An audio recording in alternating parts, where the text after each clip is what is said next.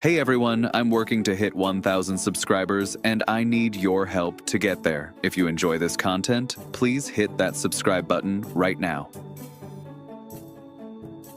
What's up, Red Sox Nation? Buckle up because we've got some absolute bombshells dropping in the Red Sox camp that are going to blow your mind.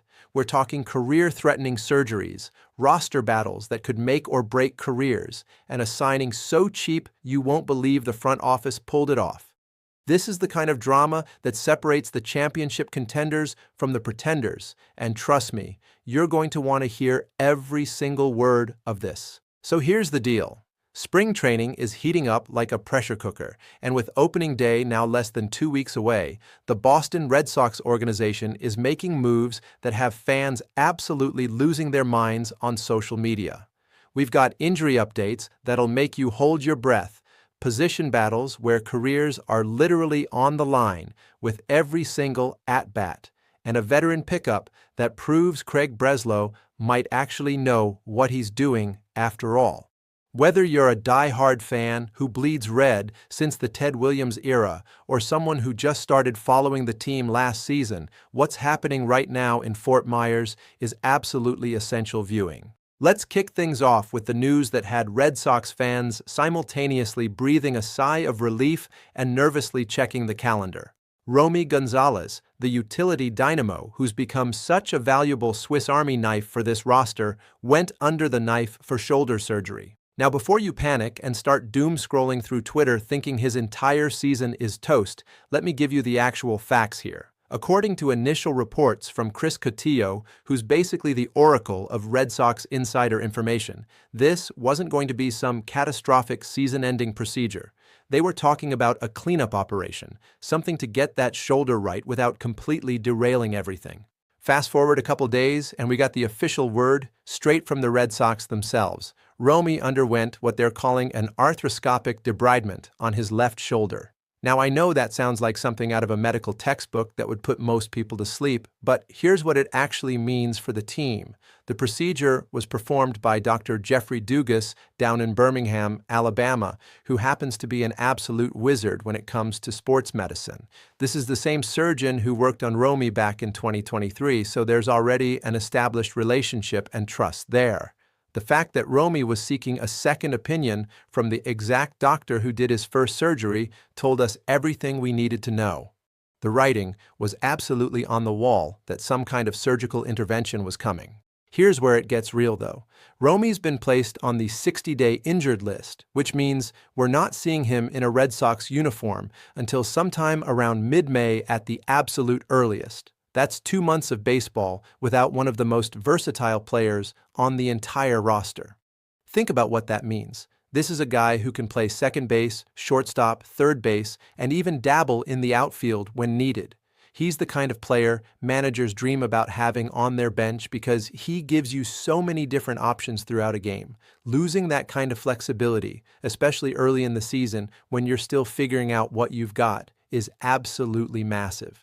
But here's the silver lining that should have Red Sox fans cautiously optimistic rather than jumping off the Tobin Bridge. This isn't major reconstructive surgery. This isn't Tommy John, where we're talking about 12 to 18 months of rehabilitation. The medical team is confident that Romy can return sometime during the middle portion of the season, which means if this team is making any kind of playoff push come July and August, he could absolutely be a part of that equation. Imagine having a healthy, fresh Romy Gonzalez joining the roster right when the pennant race is heating up. That's the kind of reinforcement that can completely change the dynamic of a clubhouse. Now, let's talk about what happens in the massive void that Romy's absence creates. This is where things get absolutely fascinating from a roster construction standpoint. The Red Sox have 2 guys battling it out for what's essentially the last utility spot on the 26-man roster, and this competition is absolutely fierce. We're talking about Andrew Monasterio versus Nick Sogard, and every single at-bat these guys get in spring training games matters more than most fans realize. First up, let's break down Andrew Monasterio. This guy came over in the Caleb Durbin trade just last month, so he's the new blood trying to prove he belongs. What makes Monasterio particularly intriguing is his production against left-handed pitching. Check out these numbers from last season with Milwaukee. In 50 at-bats against lefties, he posted a batting average of .273 with an OPS of .837. That's legitimately good production, and it's exactly the kind of platoon advantage that analytical front offices drool over. He mashed 2 home runs and drove in 10 runs in limited opportunities, showing he's not just making contact, but actually doing damage when he connects. But here's where the competition gets spicy. Nick Sogard, who's been in the organization and knows the system inside and out, isn't just rolling over and letting Monasterio walk into this roster spot. Look at what Sogard did against lefties last year. Sure, he had 15 fewer at-bats, but the production was absolutely there. He hit .371 against southpaws with an OPS of .857. That's actually slightly better than Monasterio's numbers when you break down the rate stats. The only real difference is Sogard didn't hit any home runs and had fewer RBIs, but that's partly a function of fewer opportunities and where he was hitting in the lineup. So how do you decide between these two guys? Sean McAdam, who's been covering this team longer than some of these players have been alive, wrote a fantastic breakdown of the roster battles to watch. He gives a slight edge to Monasterio, citing the higher ceiling and perhaps more defensive versatility. And honestly, when you watch Monasterio play, you can see what McAdam is talking about. There's a little more athleticism, a little more range, and the potential for growth that might not be there with Sogard at this stage of his career. But don't sleep on Nick Sogard completely. This guy has been grinding in spring training, putting together quality at-bats and showing he belongs. While Monasterio came out of the gates absolutely scorching in early March and has cooled down a bit lately, Sogard has been steady and consistent. That kind of reliability matters, especially when you're talking about a bench player who might only get 2 or 3 at-bats a week during the regular season. This is exactly why spring training games matter so much more than casual fans realize. I know some people love to jump in the comments section whenever someone talks about spring training statistics and say these games are meaningless exhibitions that don't matter. That's absolutely ridiculous. For guys like Monasterio and Sogard, every single plate appearance is a job interview. Every ground ball they field, every throw they make, every at-bat where they work a count or drive in a run goes directly into the evaluation process that determines who's on the opening day roster and who's starting the season in Worcester. Put yourself in their shoes for a second. Imagine knowing that your entire financial future, your dreams of playing Major League Baseball, and your family's stability all come down to how you perform over the next 10 days. That's the reality for these bubble guys, fighting for roster spots. The pressure is absolutely immense, and the mental fortitude required to perform under those circumstances is something most people can't even comprehend. Now let's shift gears to something that had the baseball world scratching their heads before it all made perfect sense. Brayan Bellow, who's been absolutely dealing for Team Dominican Republic in the World Baseball Classic, suddenly showed back up at Red Sox camp. At first, people were panicking. Social media went absolutely crazy with speculation. Is he hurt? Did something happen? Did he get into some kind of conflict with the Dominican coaching staff? The rumor mill was spinning out of control faster than a Bellow fastball. Turns out the explanation was actually pretty straightforward and shows a level of professionalism that you love to see from your starting pitchers. Tim Healy reported that Bellow's back in Red Sox camp and not with the Dominican Republic team, even though they're still alive in the tournament and advancing through the bracket. Here's what actually happened. Bellow threw in a game against Team Israel and was absolutely phenomenal. 5 innings, 1 hit, 1 run, 0 walks, 7 strikeouts. He was painting corners and making hitters look absolutely foolish. But here's the thing about tournament baseball. The rotations don't always line up perfectly with what a pitcher needs for their individual preparation. If the Dominican Republic had won their quarterfinal matchup and advanced to face Team USA, Bellow would have been in line to start that game. Sounds great on paper, right? Your guy starting in a massive winner-take-all game representing his country. Except there's a problem. In those high-leverage elimination games, even if you're dealing, you're probably not getting stretched out to 90 or 100 pitches, unless you're throwing a perfect game. The manager is going to have a quick hook, ready to go to the bullpen at the first sign of trouble. Bellow recognized this reality and made a mature, team-first decision. He needs to get his innings. He needs to build up arm strength and stamina because opening day is less than 2 weeks away and he's supposed to be the number 4 starter in this rotation. That's not some mop-up, roll, or long relief situation. The number 4 starter still eats important innings and keeps your team in games. So Bellow came back to Red Sox camp to throw 60 to 70 pitches against the Atlanta Braves in a controlled spring training environment where he can work on specific pitches and get the exact preparation he needs. The beautiful part about this decision is that Bellow isn't abandoning his country or turning his back on the Dominican Republic. He's planning to rejoin the team if they continue advancing, just as a supporter watching from the dugout or stands rather than an active pitcher. That's having your cake and eating it too. He gets to support his teammates and celebrate Dominican baseball while also ensuring he's properly prepared to help the Boston Red Sox win games that actually count toward their playoff chances. Let's talk about what we've seen from Bellow this spring because it's been a tale of 2 completely different pitchers depending on which uniform he's wearing. In Red Sox camp early in spring training, Bellow looked shaky at times. He was getting hit around a bit, leaving pitches over the plate, and there were some genuine concerns about whether he'd regressed over the offseason. But here's the thing that a lot of people missed. Bellow was experimenting with secondary pitches, working on improving his changeup and slider, trying things in low-pressure situations to expand his arsenal for the regular season. Then he puts on that Dominican Republic jersey, and suddenly he's a completely different animal. Against Team Israel, he looked like a legitimate ace. The fastball command was pristine. The breaking ball had hitters completely fooled, and he was attacking the zone with confidence and aggression. That's the Bellow that Red Sox fans need to see consistently in 2026. Every year since he's been in the majors, Brayan Bellow has taken tangible steps forward in his development. He went from a promising prospect to a legitimate big league starter to someone who looked like a number 2 starter for stretches last season. The overall numbers from 2025 might not blow you away when you look at the final stat line, but anyone who watched him pitch regularly knows there were extended periods where he was absolutely elite. Now he's your number 4 starter behind Tanner Houck, Cutter Crawford, and Garrett Whitlock.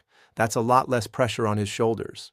Think about the psychological difference between being the number 2 starter, where every mistake gets magnified, and being the number 4, where you're almost flying under the radar. Bellow can pitch loose, attack hitters, and not worry about carrying the entire rotation on his back.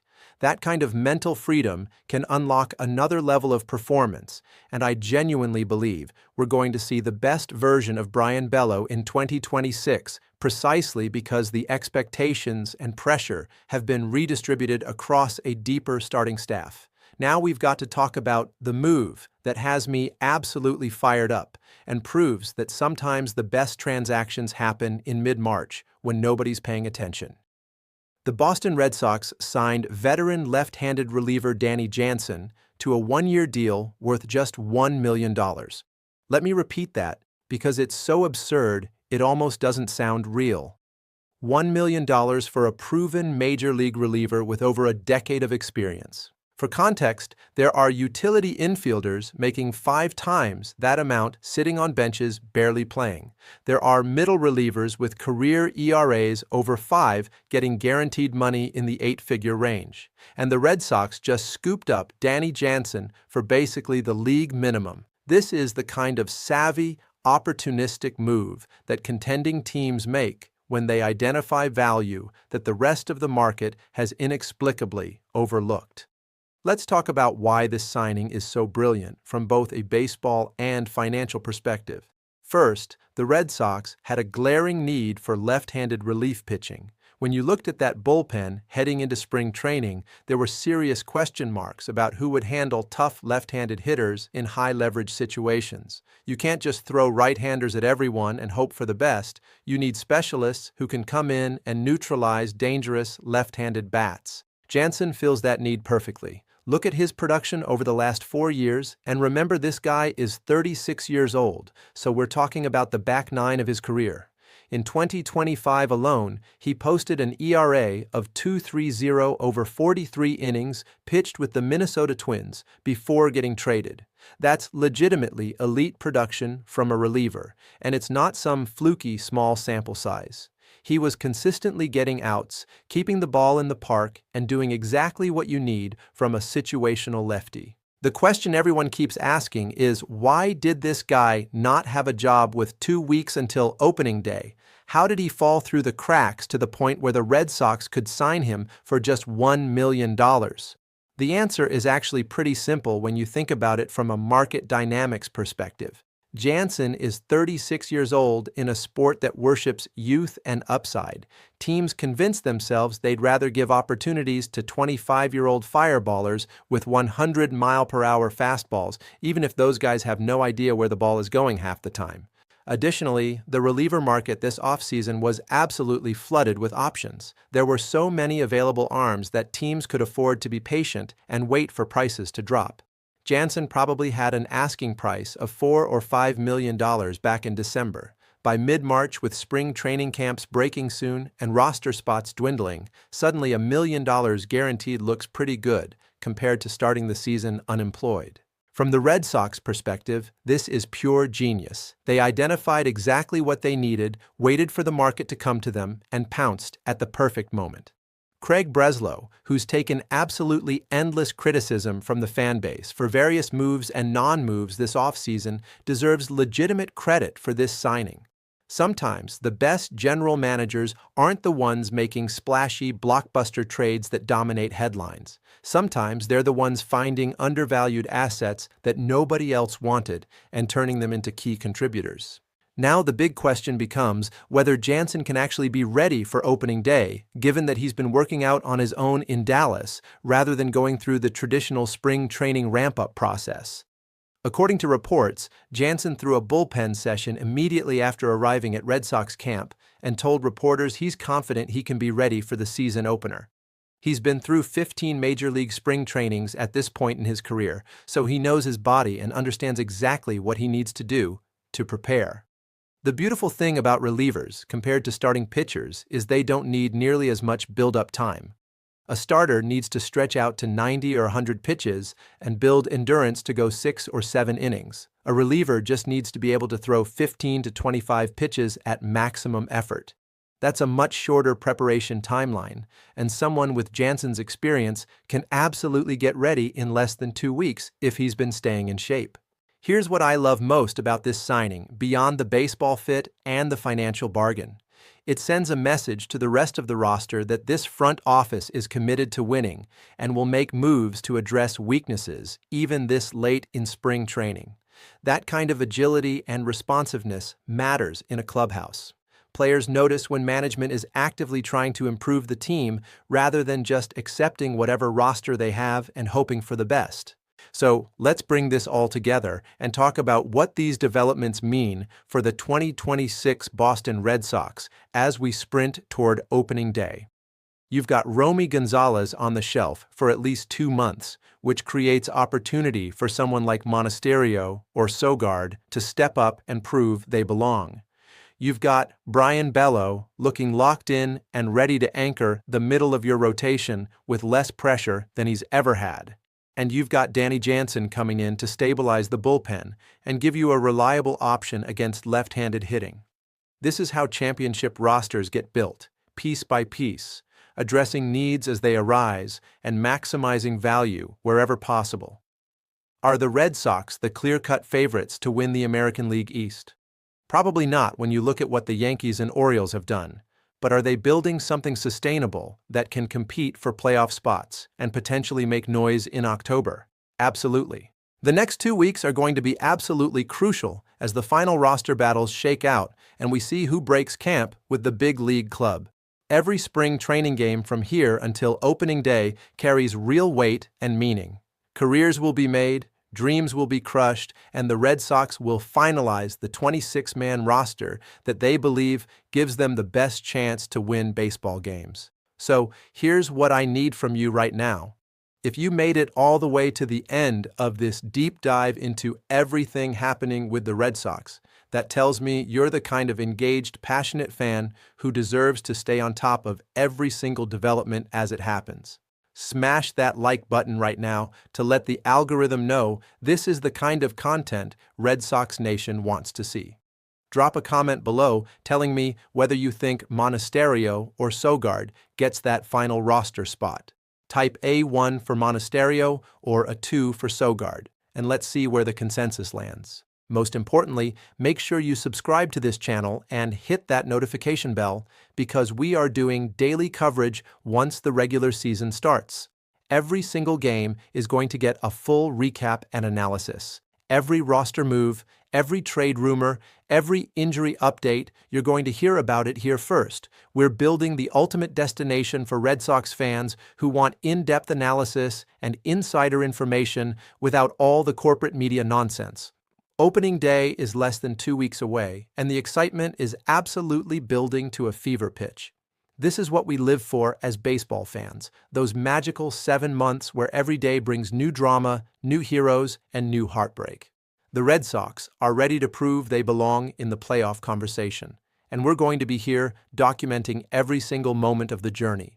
Let's go Red Sox, and I'll see you in the next one.